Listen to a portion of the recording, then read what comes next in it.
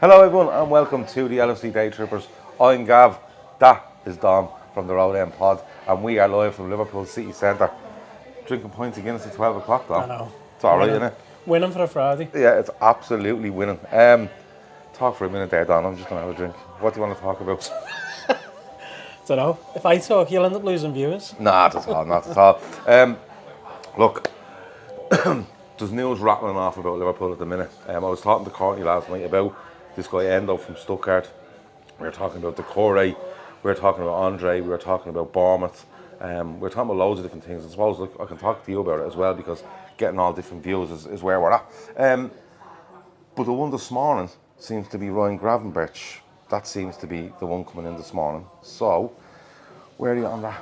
Because this one feels, again, like that's there all summer to do. Why aren't we doing it? This one scares me more than any. When I say it scares me because Man United are also in for him. And I can't lose anyone to Man United. Oh, are they? Yeah. Oh, okay, right, So, okay. I didn't mind the Caicedo going to Chelsea and the Lavia's okay, yeah, we're disappointed, but United being linked with Gravenberch and then we go in for him and then he chooses United, that'll be the death of me, though. I don't think I can cope with any more stuff like that. So, just the United thing is interesting because while Liverpool were looking at, or being linked with Czech Decore the other day, Shawnee was telling me, he said, Gav, look, they're throwing their name in the mix for Amrabat of Fiorentina. But Amrabat's been linked to United for about 5 weeks.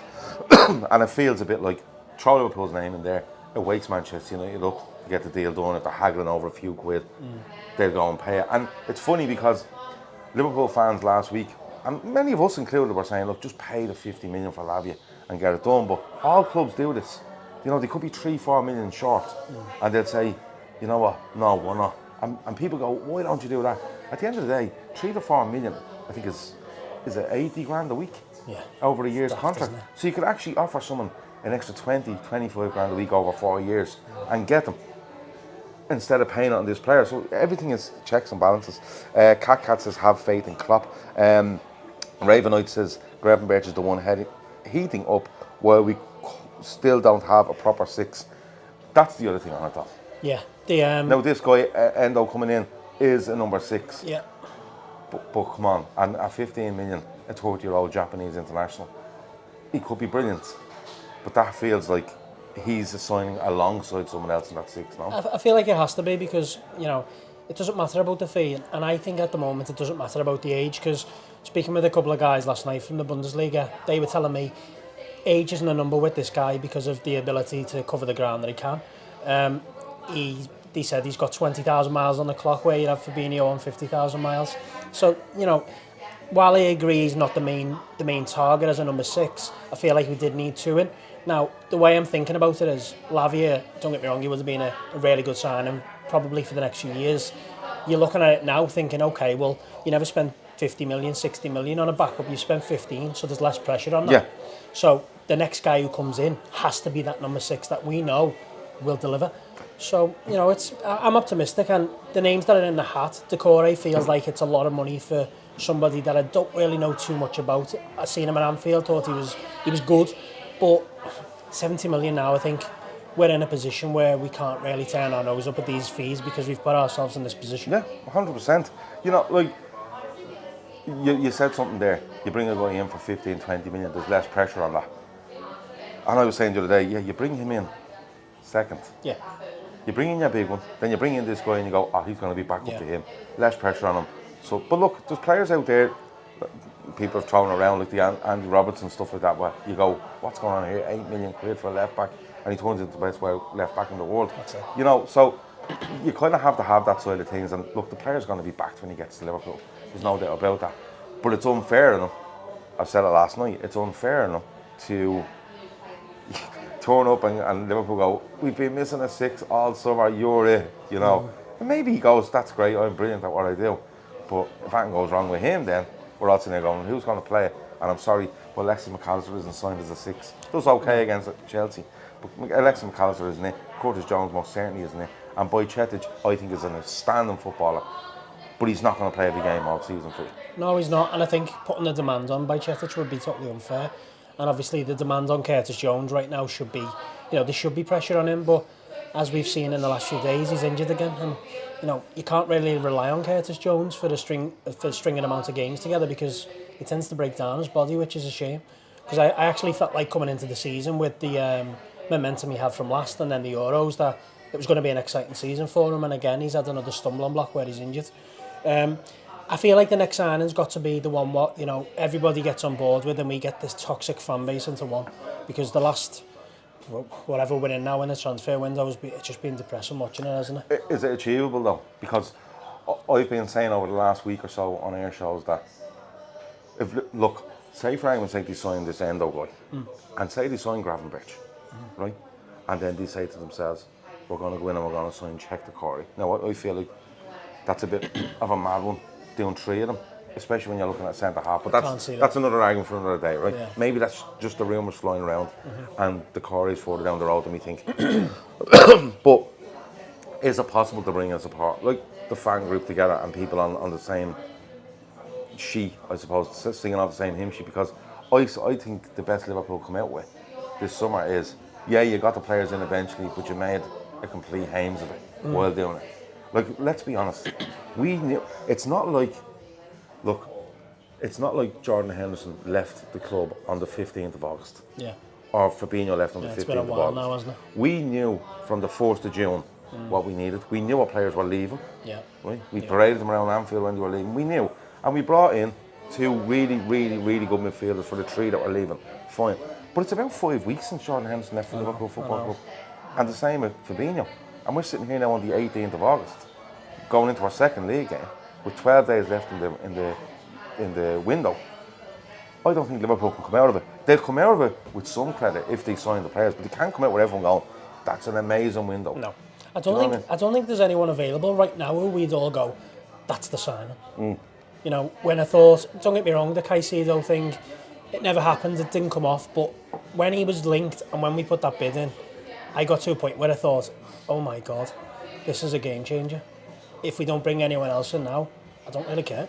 And that's how excited I was for bringing him in. And then when he never, I thought, that's a letdown. So no matter who comes in now, it's going to be a And then Lavia, I thought, that's done. I thought, all right, decent. I was well behind that one. Happy with this. Yeah. That never happened. And then I thought, we can't actually win in this window now. No matter who we bring in now, it's not going to be good enough. No. So unless it's a Tchouaméni Valverde, then we can all say... Yeah, if they do that. But I still think it would be a valid argument for people to come back and go, all right, you got a Tchouaméni. But why will you left all these... You've done nothing for 5 weeks. Now, I appreciate it takes time to get things done, get things over the line. But this, if Liverpool are making a bid on Caicedo after making bids on Lavia, and then lose Lavia and lose Caicedo, and now they're looking at Corey, and then they sign this guy in Germany. Part of me is saying, right, they're working in the background after they knew the Caicedo thing wasn't working. But part of me is going as well, is this a bit throwing stuff everywhere and see what comes back? I feel like... Because you can make the argument on both. Yeah, you can make your arguments on both, but I wouldn't say it was Liverpool as much. I'd say more so agents. They know Liverpool needs a centre midfielder, so them agents are going to be poking these names out left, right and centre, and they're going to want a little bit of extra more money off the clubs that there are, or they are touting the name so other people butt in. Yeah. So, it could be a mix of both. I kind of feel like Klopp was quoted as saying he'd like his business done at pre-season, but he also knows things will take time and it might stretch out to the end of the window. I'm resting my laurels on that. Yeah, he did say that, in fairness he did. And he's kind of said he's lost two players that he didn't expect to lose in Fabinho and Henderson. And I'm still of the opinion if he didn't lose those two, I think he might have went with what he has in midfield. I think he would have. That would have been a bit of a shame though, wouldn't it? Maybe brought in one, but maybe leaned more on the centre-back stuff. And now maybe because what's going on, he's leaning more into midfield, and the centre-half stuff might have to take the back seat next year. An interesting one on that, Endo can play centre-back as well. Yeah. So is that a case of, okay, we're going to settle with this guy for the next 6 months into the next summer, then we bring the left side the centre back in, depending on how this season goes? Yeah, that's a question that we need to see as well. Kieran says the kid has buckets of talent, Gravenberch. Unfortunately, he's not what we need right now. We need a defensive minded monster, but Gravenberch at the price is a bit of a no-brainer as well. Yeah, that's a good point, because we have 6 midfielders now. We bring in Endo and you bring in Gravenberch, it makes 8. and I think you still bring in a defensive midfielder. I know this guy can play centre half, but him playing a centre half feels a bit like we 4 centre halves and he can be the 5th one. Yeah. Whereas if we're bringing in a centre half, it feels to me like you're doing the left hand sided one if you're going to persist with this system. And then if you ever go away from that system, it's a left sided one that's brilliant, and it looks at Van Dijk in a couple of years when Van Dijk is on his way. Because Van Dijk's 32 now, isn't he?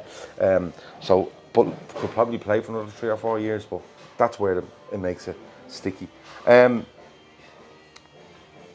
me talk to you about Chelsea. Last week, good point.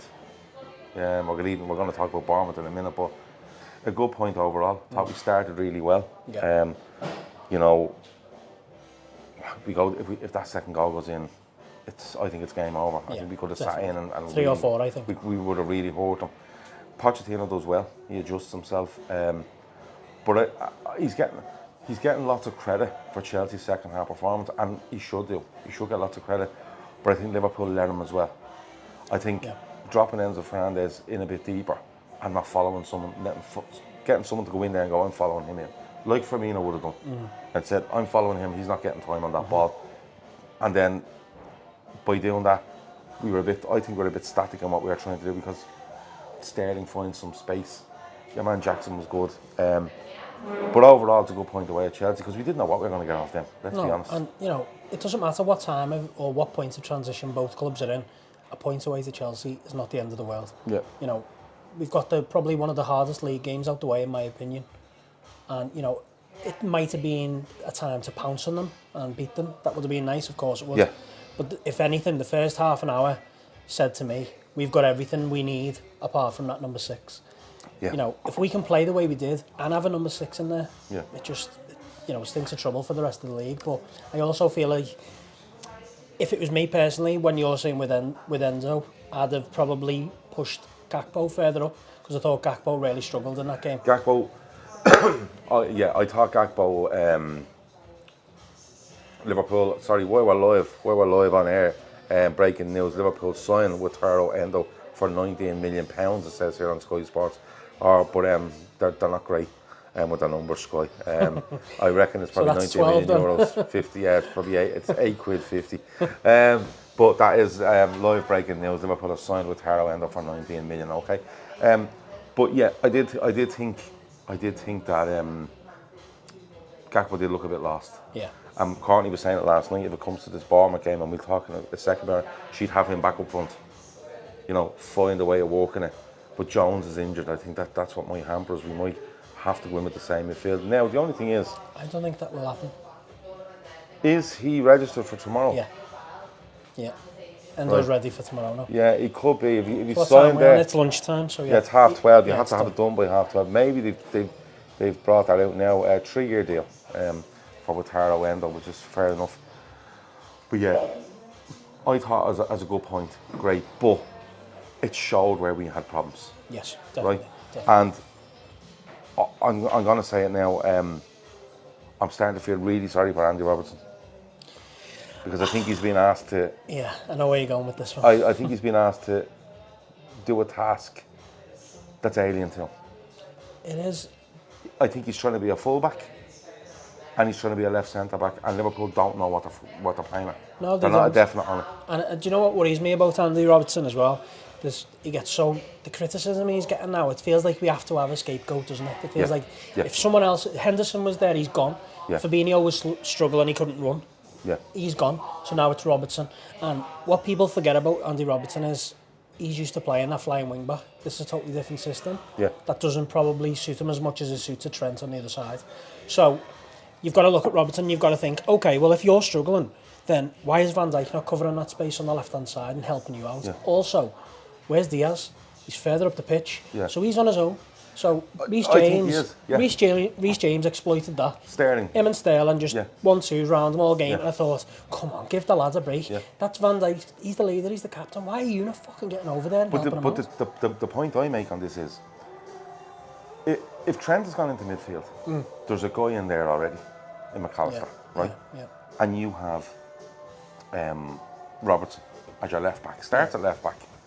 I think he'd be brilliant as a wing back. If you put a left side, three at the back and then two. If you put him on the left. You don't have to put Trent on the right. That'd be nice. You know, but I think he'd be wing back is fine because it's that hybrid kind of thing, and he's good at it. He has the legs and stuff like that. But what's happening for me is that, like you said, Sterling and Reece James just looked and went, okay, they basically have two centre backs here. One's over there on the right, covering the lad that's moved into midfield, and this fella is in the middle, which is Van Dijk. And then you have Robertson, who's trying to be a left centre back, but it's being dragged out here to do this work against Reece James and Sterling. Diaz is higher up the pitch, that's fine. My argument on the whole thing is, if Trent is going in there, okay, where's McAllister at this point? Where is Trent and McAllister? Why aren't they shifting across there and saying, right, when Reece James get it, McAllister, you have to go in and Trent has to go in beside you. And then if Diaz wants to stay further up the pitch, that's a tactic, that's fine. But at least you're putting something out left to say, right, and Robertson, you take Sterling as a forward man, and McAllister is going to go and sort this guy out. Right? You all have to shift together. But what's happening is I think he's being isolated out there. Yeah, and it's basically like you're a full back, but you're a centre back. But if he's the third centre half, there has to be someone out wide defending. Yeah. Whether that's Diaz coming back. You've got to look at Klopp in this situation now as well, and the coaching 100%. team. You know, they don't get me wrong, they come in for criticism at times last season, and rightly so.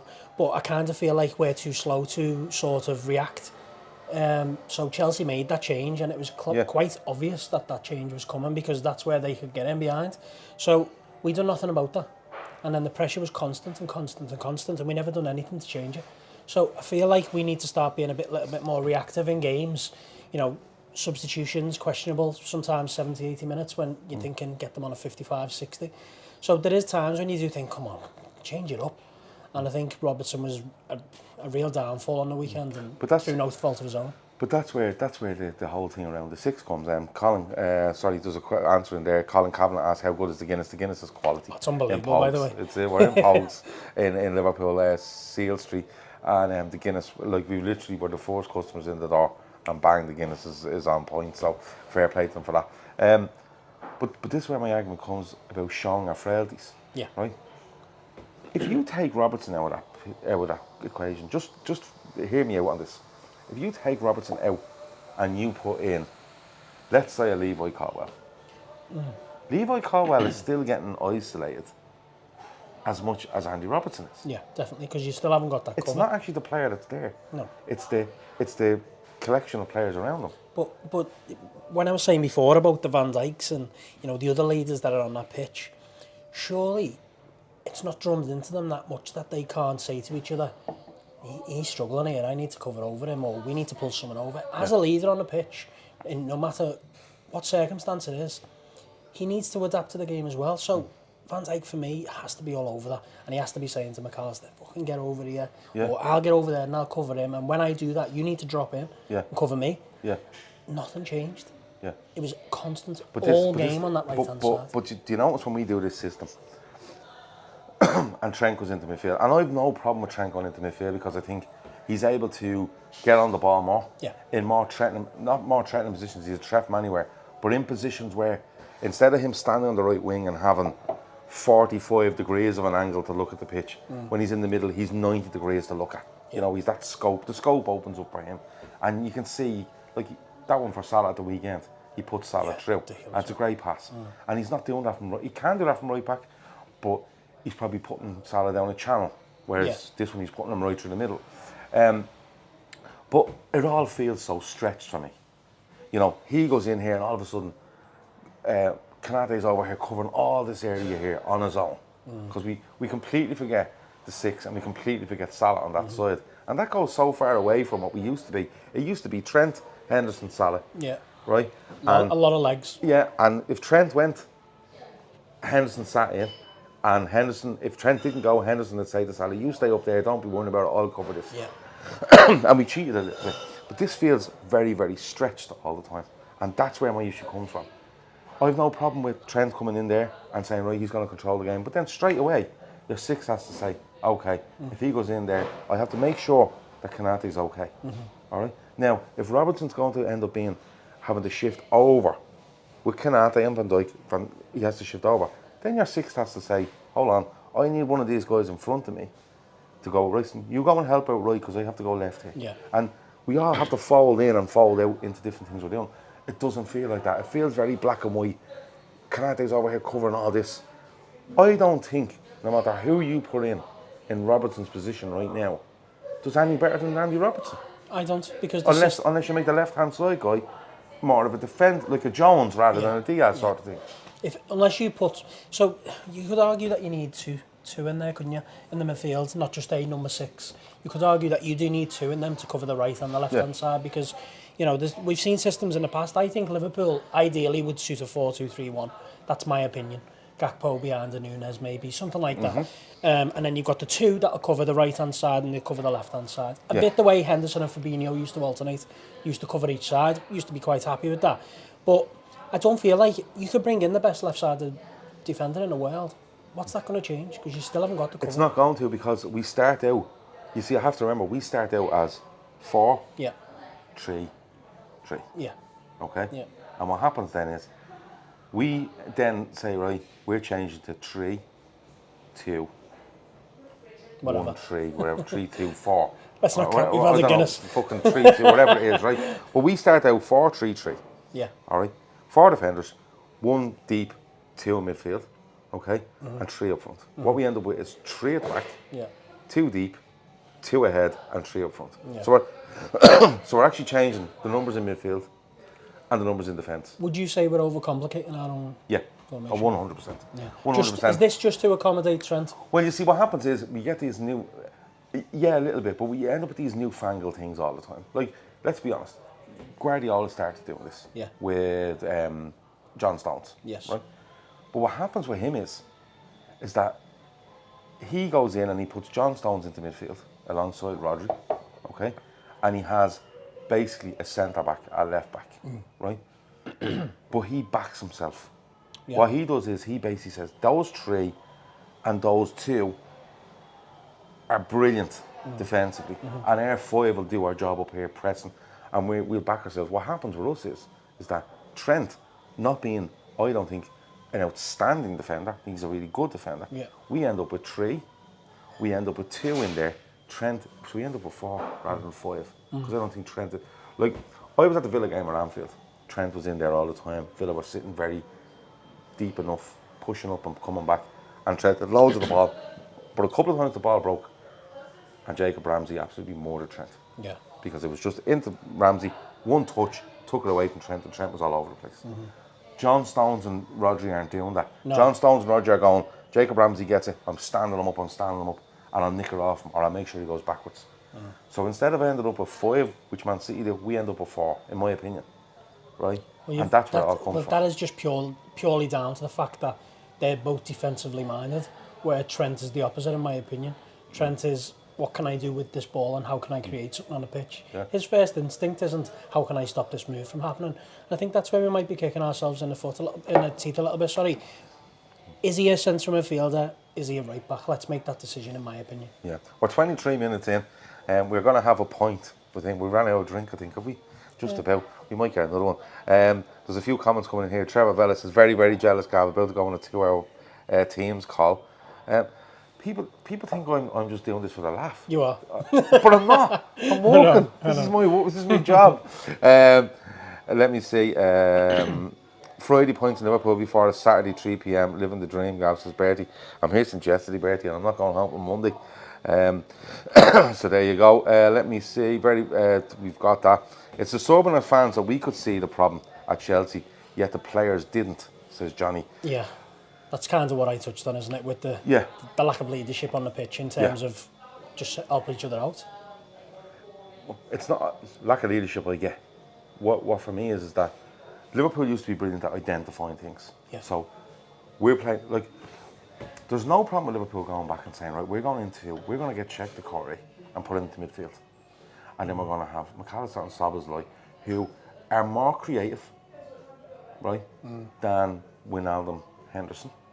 But it can work as equally as hard. Yeah. There's no problem with going back to that.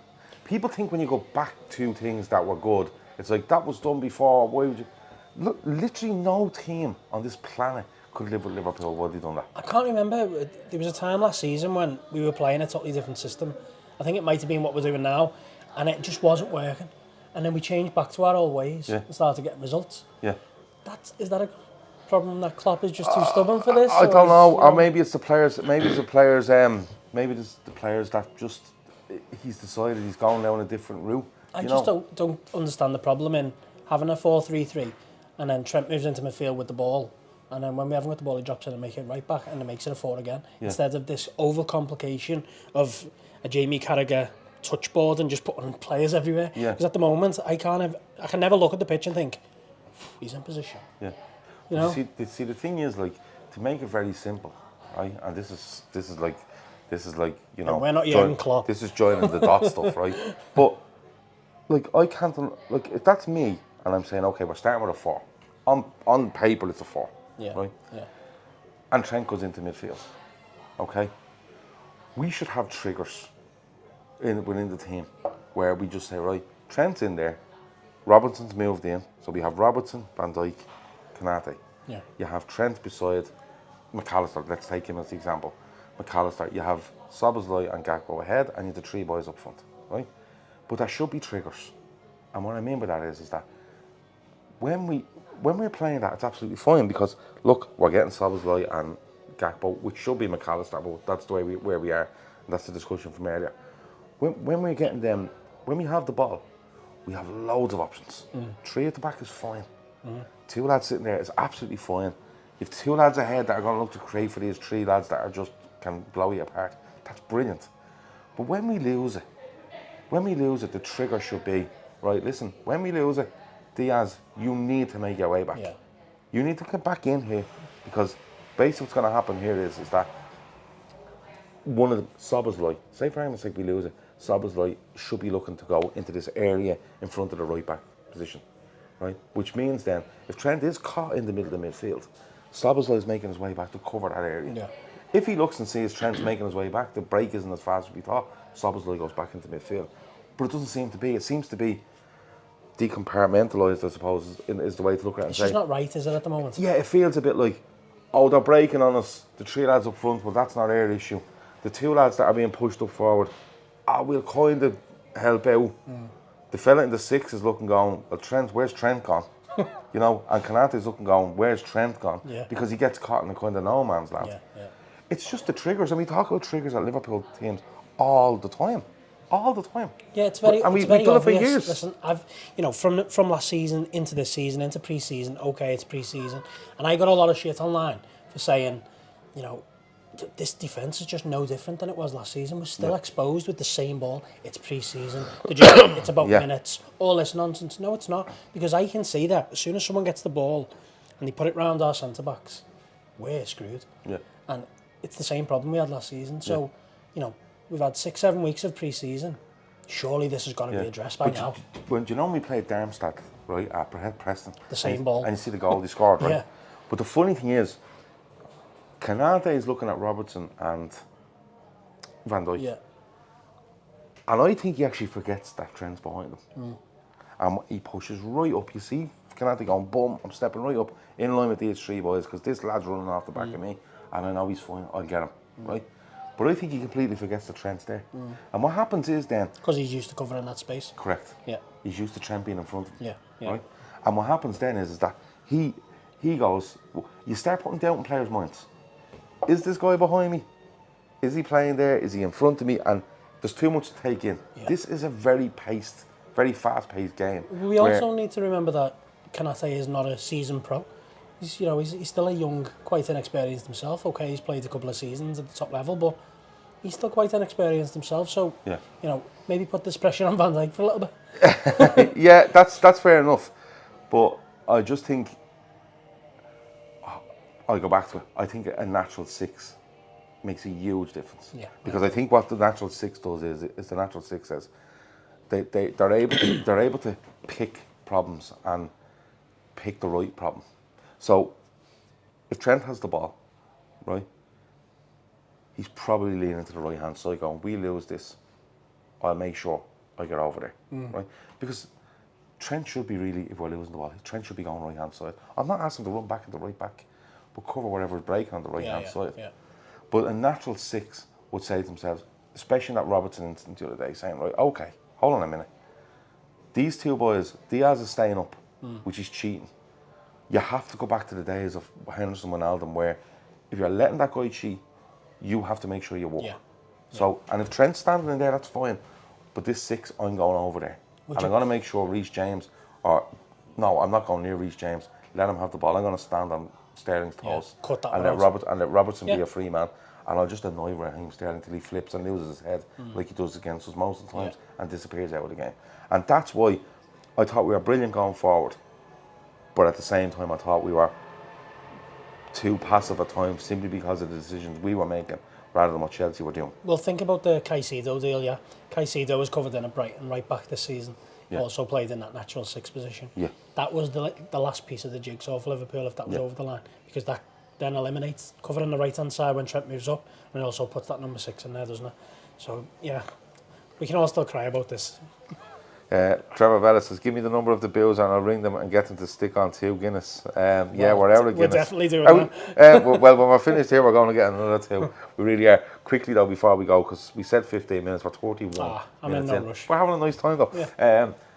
The weekend, you know, we're watching the TV behind us here. Liverpool have signed with Endo. £19 million is the report number from Sky Sports.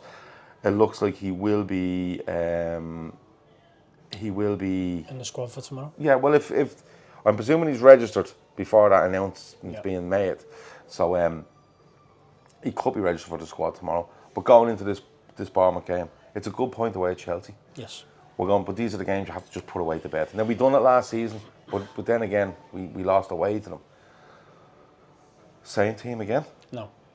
Not for me. Yeah. Not for me. Okay. I think if you want the best out of a Darwin Núñez, you play him in the games like this. Okay. Maybe not as much trust in him in terms of the top teams. That's why you have a Gakpo up there to link the play. But I feel like at home, we shouldn't be thinking about how we link play up. We should be looking at getting that ball up to Núñez and getting the confidence in that player. Okay. That's for me. So that'd he's be playing him? You're playing I'm playing Núñez? him, definitely. I'm playing him up front. I'm still playing Diaz and Salah, definitely. The midfield, I'm unsure on it because I was personally thinking Jones was going to start, to be honest. So did I. So I was thinking of Szoboszlai, McAllister and the Jones midfield. Obviously that's now changed. And, you know, we don't have many options, let's be honest. So I'm a bit stuck on that one. Maybe Gakpo still plays in that same position, which is it's not the end of the world at home to Bournemouth. Yeah. You know, at Chelsea, he found he got lost when the pressure was on us. I don't think we'll be under pressure too much against Bournemouth. Yeah. With all respect. Yeah. And I'd say the same defence. I don't think there's much changes, but I'd bring Núñez in for Jota, personally. My big thing when I was talking to Courtney last night, she was talking about a couple of changes, and I went back to Klopp talking about he feels the pre-season runs into the first 4 or 5 games, probably up to the international break. I'd agree with that. And I agree with it as well. Sorry, the fee on with Endo now is 16 million. Oh, 16.2 that's a big change million. from the 19 that yeah, before. So 16 million, which is about right, which was what was reported during the week. But yeah, we were talking about who'd play and who wouldn't, and I was saying Núñez for Jota. Okay, now you could make the argument Núñez for Diaz, and you put Jota out left side. I think the balance right. Yeah, I think one change up front. You take Jota out, you put Núñez in. I think I'm okay with that. Midfield wise, I was expecting Jones to start, but now this could be a good thing though for Endo. It could be where he comes in. It could be the game that he comes in. We have a lot of the ball at home to Bournemouth. Don't forget. It could be the game where it makes him comfortable, beds him in, but it could also be. I just can't see Klopp bedding him in until January. Any chance of Thiago being involved? Been in training this week. Haven't seen a lot. I love the lad. Haven't seen a lot of by Chetic, but we've seen. I love everything Thiago brings. It just scares me when he's on the team sheet because I think we're going to have a brilliant game. We're going to fall in love again, and then he's going to go off for 6 weeks. Yeah. And you know what? If he's fit, play him. Yeah, if he's not fit, Endo. I think you might see one change up front and one change in midfield. Yeah, but then right again, down the middle. But then again, he might stick Gakpo up front instead of Jota, and the change comes in midfield. Well, but it's still two changes to the team. But like I said, I think, excuse me, if you want the best out of Darwin Núñez, you play him in these games because, like I said, with all respect to Bournemouth, he should be running rings around these teams. Yeah, I agree with you. I agree. Let me see some stuff before we go. Trevor Vella says, I've just subscribed to Dom's podcast. Do so. It's really good. Do so. Appreciate it. It's very different. John Brooks says, greeting from the Philippines, Gaff. Nice. Did he have Guinness like this in the Philippines? That's what I want to ask. Is it Swan Inn Wood Street? Is it Swan Inn on Wood Street, Nigel? No, we're in Pokes on Seal Street. Pogue Mahones. It's an amazing boozer with amazing Guinness. I'm just trying to find some more before we go. I think we've gone through them all though. Johnny Barrett says, cheers Gav, great show, great guest. Yeah, Dom's always quality when he comes on, in fairness to him. Cheers. And we've had breaking news with regards to Liverpool. Lavia has signed for Chelsea for 58 million on a 7-year contract, so there's one for you as well. Who's Lavia? Yeah, well there you go. That's how things You got move. Endo, who's Lavia? Things move so quickly. Listen, I'm going to head off. I think we're done for today. We'll be back tomorrow. Me and Emma will be back in the morning to preview properly the Bournemouth game, look into it in a bit of detail. The lads will be back with full-time Reds after the game. And yeah, we'll keep you updated as we go. But me and Dom are going to have another pint of Guinness. Thanks a million for watching. Over and out. I don't know what I'm doing here now. Let's see if this works.